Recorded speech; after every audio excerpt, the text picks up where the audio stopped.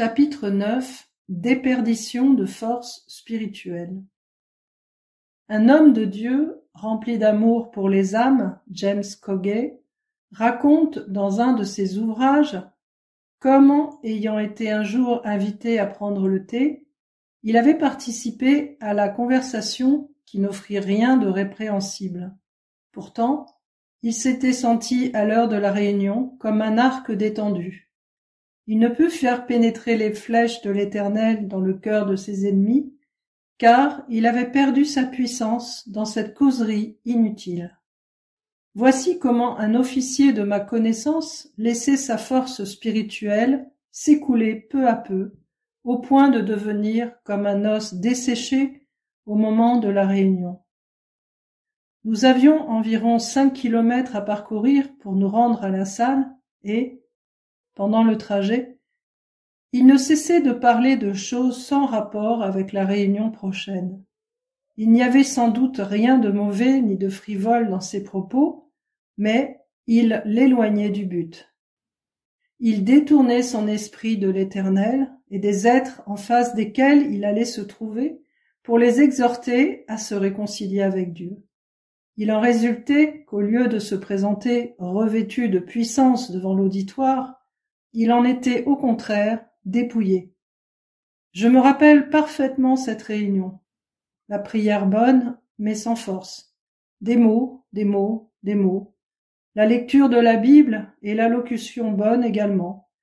L'officier disait des choses vraies, excellentes, mais qui restaient sans effet. Des soldats paraissaient indifférents, les pêcheurs insouciants, endormis. La réunion dans son ensemble ne présentait pas d'intérêt. Or, cet officier n'était pas un rétrograde, et ne manquait ni d'expérience ni de moyens. Il était au contraire, à ma connaissance, un des plus brillants, des plus intelligents. Mais, au lieu de garder le silence en se rendant à la réunion et de demeurer en communion avec Dieu jusqu'à ce que son âme fût enflammée de foi, d'espérance et d'amour, il gaspillait sa force en vains bavardages. Dieu dit: si tu sépares ce qui est précieux de ce qui est vil, tu seras comme ma bouche. Jérémie 15, verset 19. Alors que cet officier aurait pu se rendre à la réunion plein de force, que sa bouche aurait pu être pour ses auditeurs comme celle de Dieu même, semblable à une épée quelconque à deux tranchants, pénétrante jusqu'à partager âme et esprit, jointures et moelle, Hébreux 4, verset 12, il restait impuissant, tel Samson quand ses cheveux eurent été coupés par Dalila. Il y a ainsi bien des manières de laisser échapper la force spirituelle. J'ai connu un soldat qui, chaque soir, arrivait de bonne heure à la salle, mais au lieu de se préparer à la réunion, passait son temps à jouer du violon et à en tirer une musique douce et rêveuse. Bien qu'averti avec amour et fidélité, il continua ses exercices jusqu'au jour où il rétrograda ouvertement.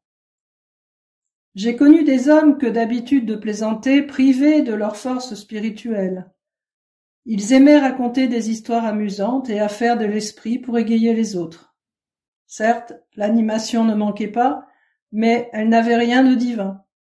Je ne veux pas dire cependant qu'un homme rempli de force de l'esprit ne doive jamais provoquer le rire.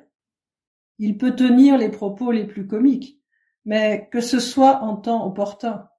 Ils doivent arriver naturellement, être exprimés dans la crainte de Dieu et non dans un esprit de pure plaisanterie. Celui qui, dans une réunion, désire avoir de la vie et de la force, doit se rappeler que rien ne peut remplacer le Saint-Esprit. Il est la vie. Il est la force.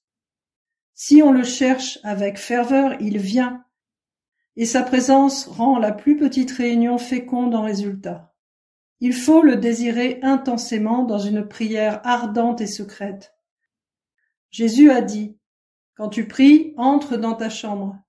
Ferme ta porte et prie ton Père qui est là dans le lieu secret, et ton Père qui voit dans le secret te le rendra. Matthieu 6, verset 6. Il l'a dit et le fera. Que son saint nom soit béni. Je connais un homme qui, autant que possible, se retire auprès de Dieu 1 heure avant chaque réunion. Aussi, quand il parle, est-ce avec la force du Saint-Esprit. L'homme qui veut recevoir la puissance au moment précis où il en a besoin doit marcher avec Dieu. Il doit être intime avec Dieu et maintenir une voie toujours ouverte entre son cœur et Dieu. Dieu sera l'ami d'un tel homme, il le bénira et l'honorera. Dieu lui révélera ses secrets, il lui enseignera à trouver le chemin des cœurs, il éclairera pour lui les ténèbres et aplanira sa voie. Dieu se tiendra à ses côtés pour lui venir en aide. Un tel homme veillera constamment sur sa bouche comme sur son cœur. David disait « Éternel, mets une garde à ma bouche, veille sur la porte de mes lèvres. » Psaume 141, verset 3. Et Salomon dit « Garde ton cœur plus que toute autre chose, car de lui viennent les sources de la vie. » Proverbe 4, verset 23. Il doit marcher avec Dieu dans une communion ininterrompue et garder la joyeuse certitude qu'il est toujours en sa présence. « Fais de l'Éternel tes délices » dit le psalmiste, psaume 37, verset 4. Oh, qu'heureux est l'homme qui prend son plaisir en l'Éternel, qui n'est jamais seul parce qu'il connaît Dieu, qui lui parle et se réjouit en lui, qui sent combien Dieu est digne d'être aimé et se donne à lui pour l'aimer, le servir et se confier en lui de tout son cœur. Chrétiens, n'éteignez pas l'esprit. 1 Thessaloniciens 5, verset 19.